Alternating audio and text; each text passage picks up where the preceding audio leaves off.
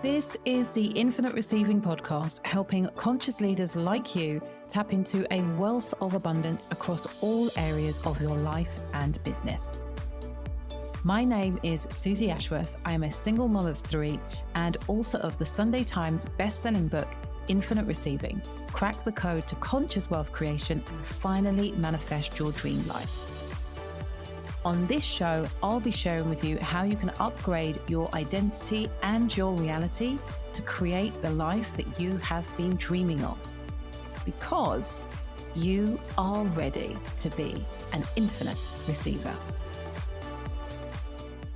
Hello, you gorgeous, gorgeous human being. This is Susie Ashworth speaking, and you are listening to the Infinite Receiving podcast. And this is going to be a little different. I shared in my last episode how my 13-year-old niece passed away very recently. And this week is the week that I am getting kind of back into work after taking a week to myself. And I talked about the conflict of kind of moving on like everything is normal when nothing is ever going to be normal again. And also this acute awareness that being one step removed, with this being my niece and not my child, creates a grand canyon, to put it so lightly, of difference between my ability to move into working versus my sister. And I know that it's not helpful to be in constant comparison or to try and not negate, but certainly minimize my own processing around my own grief, because it is incomparable and it's still present. So I started this episode by saying that this is going to be a little bit different.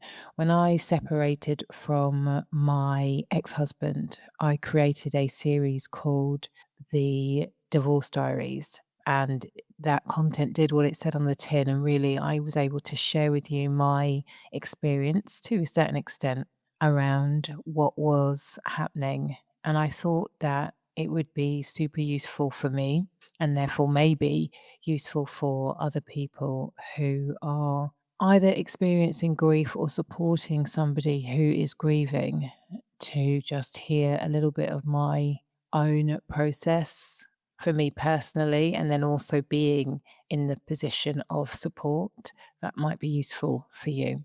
And so here we are. This series within the podcast is going to be called Notes on Grief and Grace. And I really like that title, the grace part, especially because I think that when somebody is grieving, if you are grieving, the number one gift anybody can afford you, or that you can give to somebody else, is grace. So that is the thing that underpins everything that I'm going to share. And this episode is called You Know Where I Am. And this is specifically for people who are supporting somebody who is grieving right now. And for anybody who has done this in my world, understand that this is not a dig at you. This is not a dig at anybody. It's just my experience now through this specific lens. And for those of you who know my story, I have experienced not an insignificant amount of grief in my life. When I was 19 years old, my foster mother passed away. And then 4 and a bit years later, my foster father passed away. Last year, my best friend Lucy passed away.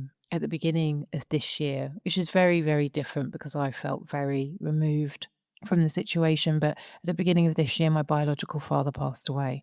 And obviously, very recently, at time of recording this anyway, my 13-year-old niece has just passed away.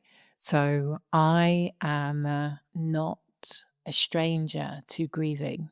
And for obvious reasons, reasons that I am sure to you guys, I do not need to explain.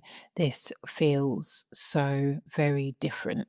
And I wanted to just speak on the fact that I understand that people deal with and process grief in so many different ways. And our own mortality and the mortality of our loved ones is never more obvious, more in your face than when you see the death of somebody that you love. And then when you combine that with youth, it becomes even more acutely obvious just how this illusion of control, this idea that we are always going to have tomorrow, like we'll start on Monday, we'll start tomorrow.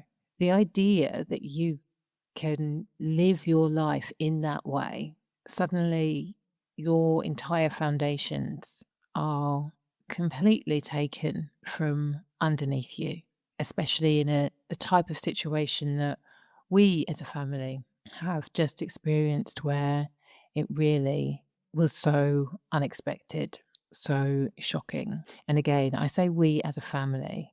I'm super conscious that it's just really important that I do not put any words into my sister's mouth when I am sharing. So, unless I directly say this is a conversation that we had or an experience that she has communicated to me, unless I directly say that, I'm always speaking from my own lens and perspective. But for a tiny bit of context, I was out with my sister on the Wednesday night. She'd taken me out for my birthday to go and see a musical. And then on Thursday morning, I received a call saying we're on our way to A&E, and by Sunday we were saying goodbye. So that obviously was not anticipated in any way, shape, or form. So when somebody is going through a loss, depending on who you are, what you've been through before, how close you are, what it brings up for you, it can be so terrifying. Like, you do not want to say the wrong thing. You are sure you're going to say the wrong thing. Like, what can you say in a situation like this? You want to make it better. You know that you can't make it better. And the most normal question to ask is the same question that we ask every single day of the week. So, how are you doing? How are you? And there is no good way to answer that question. This is how I felt, you know, because in some moments I am fine. I have been fine. I was fine. And in other moments, I have been overwhelmed with sadness and anger and frustration and confusion and discombobulation and empathy and such deep sadness. And to say that every single time somebody asks you, how are you doing? It's just not going to happen. And then are you ready for me to say that to you? And how are you going to respond to that? I'm sorry. So even though it's the most natural question in the world, how are you doing? When somebody is experiencing the grief of someone very close to them, that probably is not the best question to ask. And so you might be asking yourself, okay, cool, Suze, so what is the right question? And actually, sometimes asking any question at all at that point is just not it. Sometimes it's a hug and there are no words. But I love you. Can I get you anything right now? Sometimes it's just silence. What do you need right now? You can be situational.